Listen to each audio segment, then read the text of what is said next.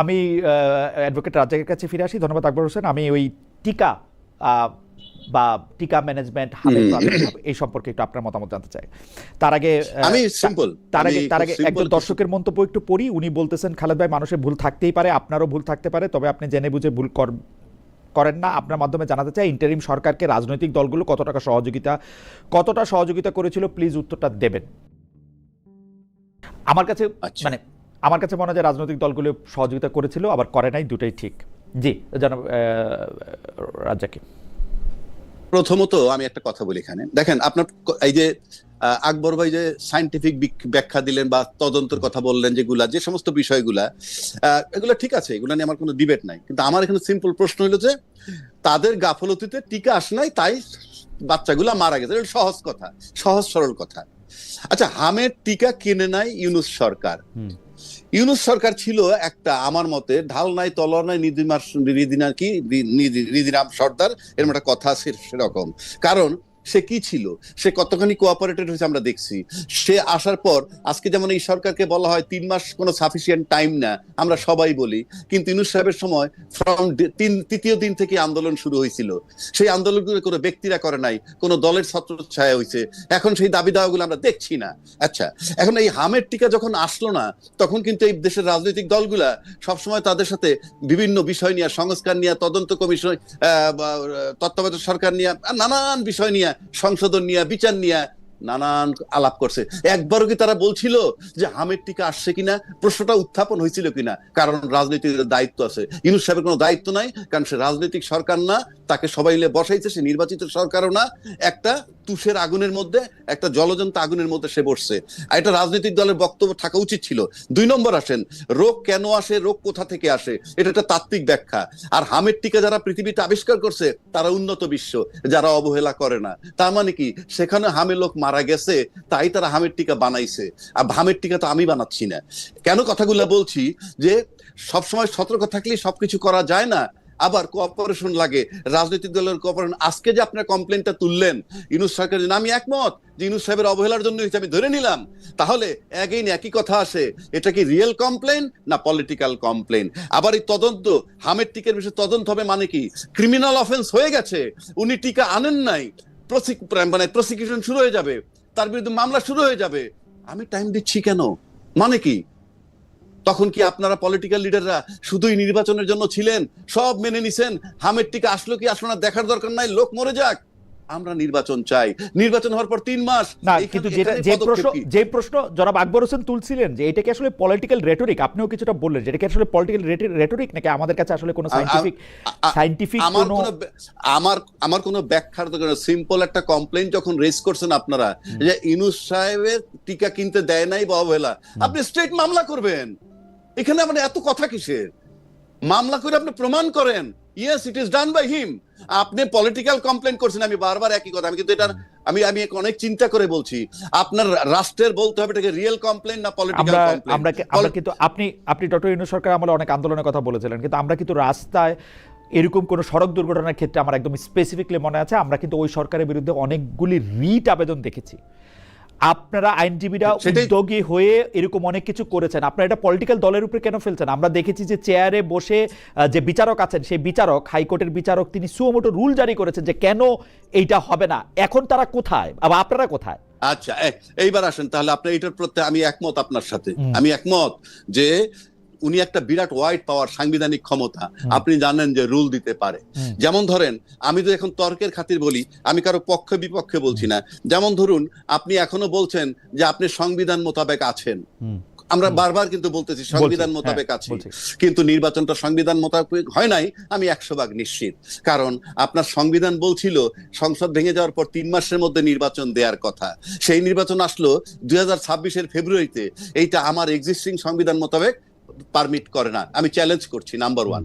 Number 2, তারপরেও যদি আপনি গায়ের জোরে ঢুকে যান যে আপনি সংবিধান মোতাবেক নির্বাচন করছেন, তাহলে সংবিধানের 4-এর ক মোতাবেক এতক্ষণ পর্যন্ত যেহেতু সংবিধান সংশোধন হয় নাই, সংবিধানের 4 কয়ের অনুচ্ছেদ মোতাবেক সর্বত্র বঙ্গবন্ধুর ছবি ঝুলানো থাকার কথা, আপনি কিন্তু ঝুলাচ্ছেন না। এগুলি পরে আমি সব ঠিক করে নিব, আমার সংবিধানে আমি এগুলি বহুত কিছু আমি ভূতাপেক্ষ ঠিক করে নিব। আপনি যখন ঠিক করে নিবেন তখন থেকে অপরাধটা হবে না। যতক্ষণ ঠিক না করেন ততক্ষণ কি এখন অপরাধী আসি সে এখন অপরাধ থেকে দায় মুক্তি পাওয়া যাবে ঠিক করে, অসুবিধা কি আমার? বাংলাদেশ সংবিধান তো আমার তাই শিখাইছে, তাই না? বাংলাদেশের সংবিধান তো আমাকে বলে নাই যে আগে ঠিক করে পরে ভালো কাজ করব। আমি দেখছি আগে ভালো কাজ করে পরে এটা ঠিক করবো। তাহলে তো আপনি বাংলাদেশ সংবিধান, আচ্ছা আপনি তো বাংলাদেশ সংবিধানে হাতই দিতে পারবেন না যদি ওইভাবে আসেন। আপনি হাতই দিতে পারবেন না, হাত জোর করে দিছি, জোর করাটা ঠিক করে নিব। হ্যাঁ, এখন আমি আপনাকে বলি একটা কথা, আপনি যেটা ঘর বন্ধ করে তালা চাবি নিয়ে যান, তাহলে সেই ঘরটায় ঢোকার কিন্তু দুইটা উপায়। এক, যে চাবিটা নিয়ে গেছে তারে আইনে চাবিটা এনে দরজা খুলে ঢুকবেন, অথবা দরজা ভেঙে ঢুকবেন। আমি ঘর ভেঙে, তো এখন আমি দরজা ভেঙে, আপনি ঘর ভেঙে, আপনি দরজা ভেঙে ঢুকেন তো, ঢুকছেনই তো অলরেডি, আবার ঢুকবেন কি? সেইটা তো কোনো, সেইটা আমি আমার মনে হয় যে কোনো একটা জায়গায় গিয়ে তো আমাদের থামতে হবে। অ্যাডভোকেট রাজ্জাকি, কোনো একটা জায়গায় গিয়ে তো আমাদের থামতে হবে। তাইলে তো আপনি, আমি সেটাই কনস্টিটিউশনের জন্ম থেকেই আমি সুমোটো রুলের জায়গায় আসছি। আপনি যেটা বললেন, তা আপনি যখনই দরজা ভেঙে ঢুকবেন তখনই তো আমার রুল দেওয়ার ক্ষমতা আছে। আমি দিচ্ছি না কেন? আমি দিচ্ছি না এই কারণে আমি আপনার অধীনস্থ। তাই ভাই আমি সহজ জিনিসটা বুঝি। আমি বুঝি আমাকে 106 করে আমাকে ডাইকা জিজ্ঞেস করা হয়েছে যে এইগুলি, যে কাজগুলি আমি করছি সেই কাজগুলি ঠিক আছে কিনা। আমার ব্রাদার জাজেরা সবাই মিলা বৈশা, চিফ জাস্টিস সহ সবাই মিলা বলছে যে ঠিক আছে।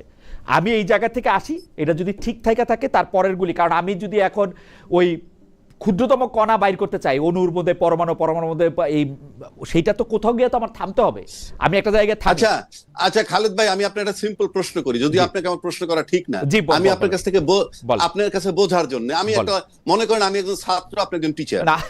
আচ্ছা বলেন। না আপনি ধরেন, আমি এটা জানার জন্য যেই প্রশ্নগুলো আমাদেরকে এতক্ষণ আপনি করলেন কথার কথা, সেই প্রশ্নগুলোর সাথে যারা কনসার্ন ব্যক্তি, তাদেরকে কি আপনারা করতে পারেন না? এই কাজটা কি আপনাদের না?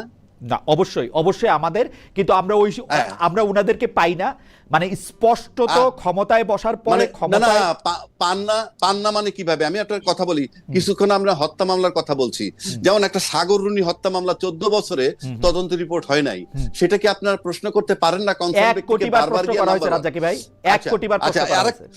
আচ্ছা আরেকটা আসেন, আমি আজকে আবার আরো 10 কোটি বার হত্যার কথা মনে আছে? আপনি শারমিন রিমা হত্যার কথা মনে আছে? হ্যাঁ, মনে আছে। আচ্ছা, শারমিন রিমা হত্যাকার নিজামউদ্দিনের মেয়ে, ঠিক আছে? সেই মামলাটা সাকসেসফুল ছিল কেন জানেন? শুধু মিডিয়া কাভারেজের জন্য। আপনার মনে আছে? আমরা প্রতিদিন পত্রিকায় দেখতাম মুনির খুকু, জি, ওদের কথা বলতেছেন, প্রতিদিন দেখতাম ফলো আপ আসতো, আপনি বলেন সত্য কিনা? প্রতিদিন অলমোস্ট ফলো আপ আসতো। আপনি কি আমাকে প্রশ্ন করতেছেন, উত্তরটা দিতে দিবেন? আচ্ছা, উত্তরটা দিতে দিব। আমি উত্তরটা দেই। শারমিন রিমা, আমি যদি ভুল না করে থাকি, শারমিন রিমা হত্যাকাণ্ডটা ঘটছিল হচ্ছে 90 এর দশকে, মানে 90-91 এরশাদ সাহেবের মৃত্যুর, বা এরশাদ সাহেবের ক্ষমতা থেকে চলে যাওয়ার পর তখন বাংলাদেশে চাঞ্চল্যকর বলি আমরা যেসব হত্যাকাণ্ডগুলিকে বা মিডিয়া যেগুলিকে ফলো করবে সেগুলি যত পরিমাণ ছিল, তার থেকে এই 40 বছরে বা এই 35 বছরে তার পরিমাণ অনেক গুণ বাড়ছে। মিডিয়াকে প্রতিদিনই নতুন অসংখ্য জিনিসের সম্মুখীন হইতে হয়। এবং তারপর আমি বলি, 2012 সালে আমার বন্ধু সাগর সরোয়ার কিংবা তার স্ত্রী, তাদের দুজনের একসাথে নৃশংস ঘটনার পর যদি আপনি সংবাদ মাধ্যমের রিপোর্টের কথা বলেন, কয়েক লক্ষ রিপোর্ট হয়েছে, কিন্তু কয়েক লক্ষ। সেটাই তো বলছি, শারমিন রিমাকে নিয়ে কয়েক লক্ষ রিপোর্ট হয়েছে। না, শারমিন রিমার ক্ষেত্রে সেটা ছিল একক ঘটনা। 1 বছরের মধ্যে তার এই মুনির সাহেবের এবং খুকু মৃত্যুদণ্ড হয়েছে। অ্যাডভোকেট সিরাজুল হক তাদের লয়ার ছিলেন। সেইটার ঘটনাটা আর আজকের ঘটনাটা ডিফারেন্ট। আজকে পুলিশকে চার্জশিট দিতে আমরা বাধ্য করতে পারি না। আজকে 26-14 বছর হয়েছে, 14.5 বছর। হ্যাঁ, 14.5 বছর, রাইট, 14.5 বছর। একটা চার্জশিট পুলিশ দিতে পারে না, কোর্টই তো যায় না। না, এই যে আমি তো বলছি, এই কেন যে পারলাম না, সেই প্রশ্নগুলো এর সাথে যারা সংশ্লিষ্ট তাদেরকে করেন না কেন? আমি বারবার বলছি আপনাকে, আপনারা সবাই মিলে কেন ধরছেন না? আমি আবারও বলতেছি, আকবর আরো ভালো করে বলতে পারবেন। একই প্রশ্ন বাংলাদেশের, মানে এই পর্যন্ত কয়জন স্বরাষ্ট্রমন্ত্রী, মানে যখন সাগরুনি মারা গেছে তখন হচ্ছে সাহারা খাতুনের পরে মহিউদ্দিন খান আলমগীরের পরে আরো যারা আসছেন আমি নাম ভুলে গেছি, স্বরাষ্ট্রমন্ত্রী আসাদুজ্জামান খান কামাল একজন স্বরাষ্ট্র প্রতিমন্ত্রী ছিলেন, শাহরুখ খানের নাচের সামনে গিয়ে বসা পড়তেন, ওনার নাম ভুলে গেছি, ওই শামসুল হক টুকু। তারপরে স্বরাষ্ট্র উপদেষ্টা প্রথমে ব্রিগেডিয়ার সাখাওয়াত, তারপরে জনাব জেনারেল সাহেব জাহাঙ্গীর, তারপরে এখন স্বরাষ্ট্রমন্ত্রী সালাউদ্দিন, যতবার সাংবাদিকরা ওনাদেরকে পাইছে ততবার এই প্রশ্ন করছে, প্রশ্নের উত্তর জানতে পারছে। আইন তার নিজস্ব গতিতে চলতেছে। 6 মাস আবার সময় নেওয়া হয়েছে এই তদন্তের জন্য, 6 মাস, এই 5 দিন আগে। তাহলে আপনাকে আমি একটা রিকোয়েস্ট করব, কারণ আপনি যে সমস্ত জায়গায় বিচরণ করতে পারেন সেই সমস্ত জায়গায় বিচরণ করার ক্ষমতা আমাদের নাই। আপনি সাংবাদিক হিসেবে যেতে পারেন।